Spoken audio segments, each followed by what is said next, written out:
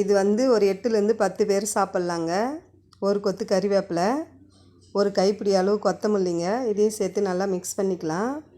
இது மாதிரி கெட்டியான தயிருங்க, கொஞ்சம் புளிச்ச தயிராக எடுத்துக்கணுங்க. அதை நல்லா நான் கையை போட்டு அதை வந்து கரைச்சி வச்சுக்கிறேங்க. 1 ஸ்பூன் மஞ்சத்தூளுங்க, அதையும் சேர்த்து நல்லா மிக்ஸ் பண்ணிக்கலாம். இப்போ வந்து இதை நல்லா கொதிக்க விட்டுடலாங்க. ஒரு 1/2 ஸ்பூன் பெருங்காயங்க, தேவையான அளவு உப்பு சேர்த்துக்குங்க. சேர்த்துட்டு நல்லா கொதிக்க விட்டுடலாங்க.